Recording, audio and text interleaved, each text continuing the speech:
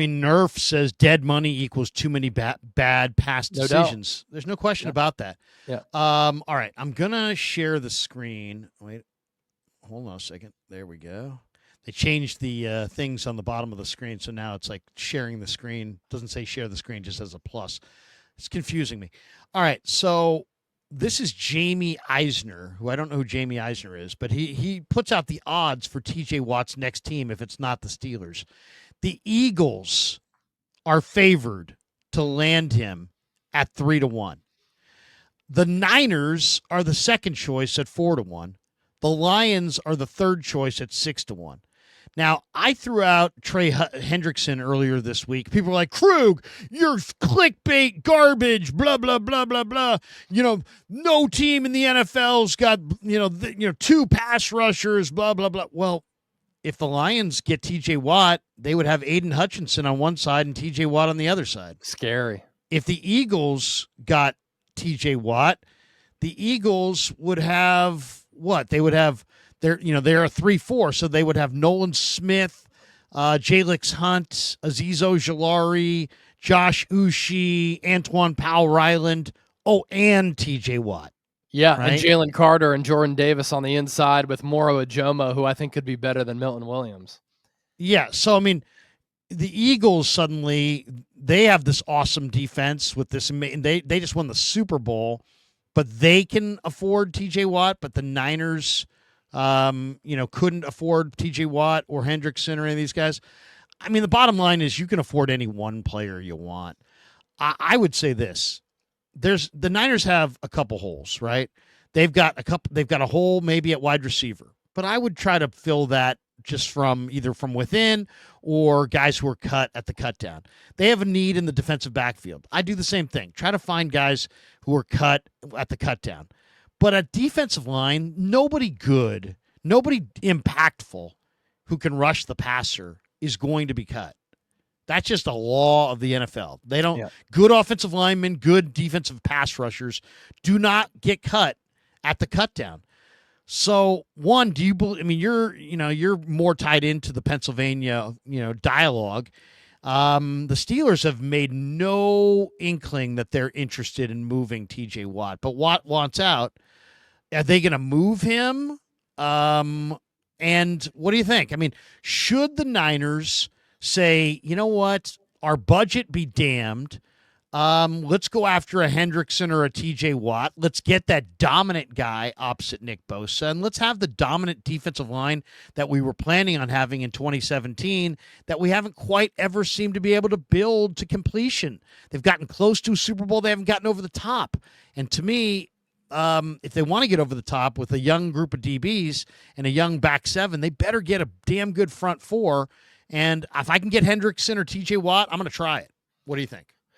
Yeah, you took the words right out of my mouth. Teams will never cut quality offensive linemen or quality defensive linemen. I mean, these games are won and lost in the trenches and at the point of attack, and it's really hard to find quality players there. I'm looking in the chat right now, and everybody's saying, why do we keep talking about getting a pass rusher? Why not load up on the offensive line? Bring in somebody there. There aren't good offensive linemen available. There is a reason for that, because teams put the utmost importance on the offensive line, kind of outside of San Francisco, and they don't let quality players go there.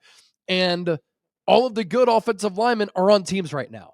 So there isn't an offensive lineman that I would be pounding the table for San Francisco to sign right now in NFL free agency. There aren't any good ones. There are depth pieces on other teams, but you'd have to trade for those players.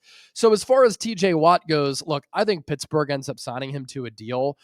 All of the moves that they have made this offseason have pointed to them going all in.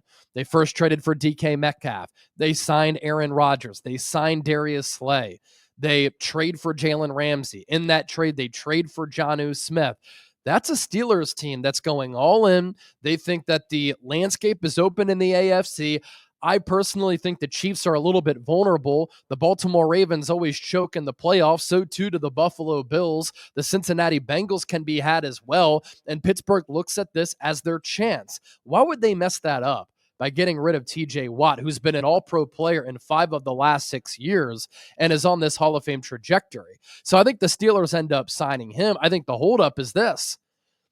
All of these players have gotten paid this offseason, the likes of Max Crosby and Myles Garrett. Micah Parsons might get paid soon, and the going rate for Watt could be north of $40 million. Garrett got $40 million per year, highest paid non-quarterback in the history of football, and TJ Watt is right up there with him. So the concern and the issue with trading for him is that if you trade for TJ Watt, he's going to be 31 years old in October. Yes, he's been highly productive, but he's dealt with injuries from time to time. And you would have to give him a massive contract in addition to some damn good draft capital. So from that standpoint, I don't think it's that realistic to trade for a player like that. I think a trade for Trey Hendrickson would be much more realistic. Now, he is in that similar age bracket. He's not going to cost as much, even though no player in the NFL has more sacks than him the last 2 years, 17 and a half the last 2 seasons. But with what you have to give up and what you have to pay him, you might save a little bit. So I think that would be the better trade candidate. You did a video on that. I didn't watch it. I saw that you did it. What were your reasons for why the Niners should do it? For trading for Hendrickson? Yeah. Well, I mean, just that he is, he's got an undeniable motor.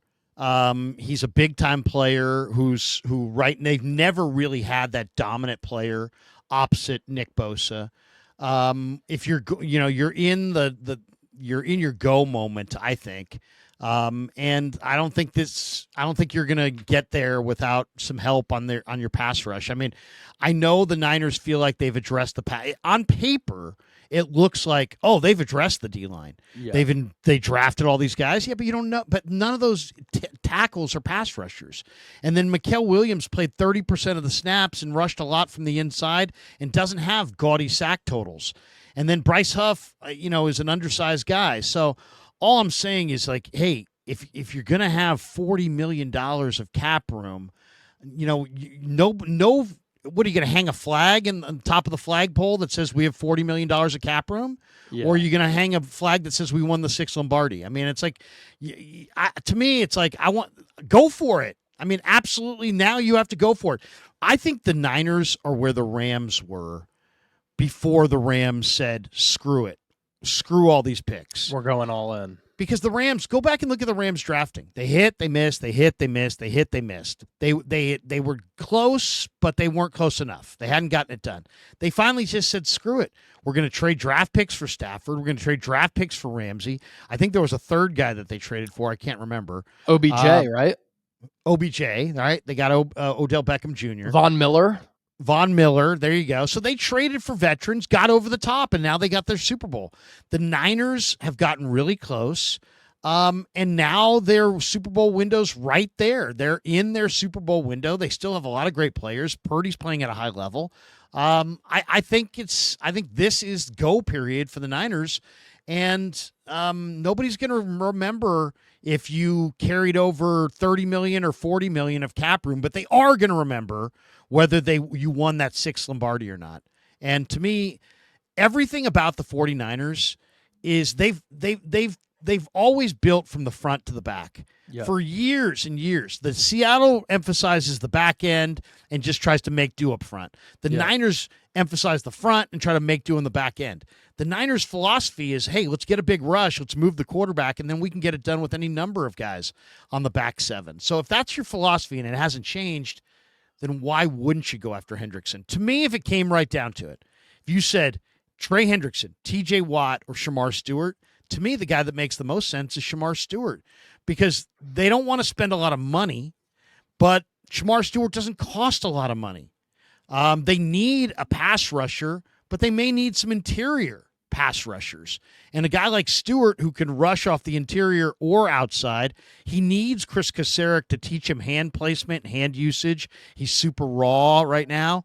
But to me, if you could get Shamar Stewart, as we approach August 5th and that deadline, and you could get him for a 2nd and a 3rd round draft choice, I would do that. That's the guy that I would try to get, because I think they need more pass rush up front. And I'm not sure if they need another defensive end or if they need another defensive tackle. Preferably if they could get a guy who could help them in both spots, it'd be great. And I think Stewart could do that. Well, you think about this regime, right? Kyle Shanahan, John Lynch, to your point, they've really prioritized the defensive line.